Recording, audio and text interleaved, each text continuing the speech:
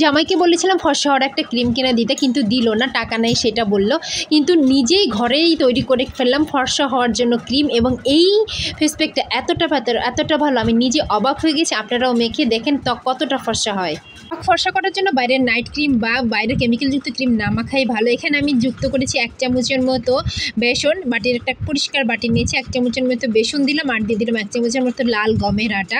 হ্যাঁ, গমের আটা, যে আটা রুটি খাই সেই আটাটাই ব্যবহার করবে, তবে লাল গমের আটা হলে সেটা বেশি ভালো হবে। আটা এবং বেসন দুইটা উপকরণ খুব ভালো করে মিশিয়ে নিচ্ছি, ভেঙে নিচ্ছি, যাতে কোনো রকম কোনো পোকামাকড় বা দানা দানা চাকড়া ভাব না থাকে। এর মধ্যে এখন যোগ করবো 1/2 চামচের মতো কস্তুরি হলুদের গুঁড়া। শুকনো উপকরণগুলোকে খুব ভালো করে মিশিয়ে আপনারা একটা কৌটায় রেখে দিতে পারেন। যখনই মনে হবে মুখটা কালো হয়ে গেছে, বা প্রতিদিন অন্তত গোসলের আগে অথবা রাতে ঘুমানোর আগে এই ফেস প্যাকটার মধ্যে একটু গোলাপ জল দিয়ে মিশিয়ে তৈরি করতে পারবেন। এর মধ্যে আরও একটা উপকরণ দিলে ত্বকটা আরও বেশি ফর্সা হবে, সেটাও বলে দেবো। এর জন্য পুরো ভিডিও দেখার অনুরোধ রইল সবাইকে। এর মধ্যে আমি যোগ করব 4-5 ফোঁটার মতো লেবুর রস। যদি লেবুর রসটা ছুট করে তাহলে 1/2 চামচের মতো এখানে ব্যবহার করতে পারবেন।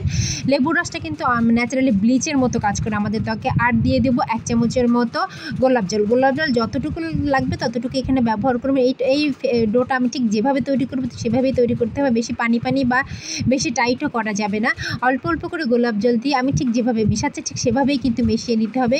এটার প্রধান কাজ হলো খুব ভালো করে মেশানো। এই ফর্সা হওয়ার প্যাকটা যদি নিয়মিত ব্যবহার করেন ত্বক দুধের মতো ফর্সা হবে।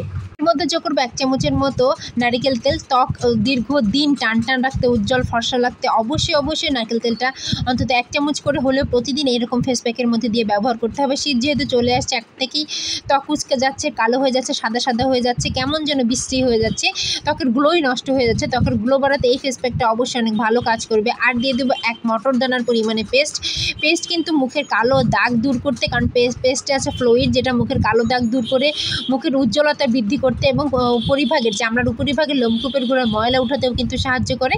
মটর দানার পরিমাণে পেস্ট দিলে কোনো সমস্যা না, আপনারা গুগল করেও দেখতে পারেন। পেস্টটা দিয়ে মিশিয়ে নেব।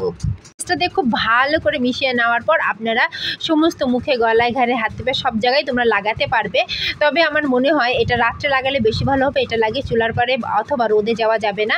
খুব সুন্দর করে হালকা হাতে বুলিয়ে মুখে লাগাতে হবে, এবং লাগায় 10 থেকে 15 মিনিট পর হালকা করে মাসাজ করতে হবে।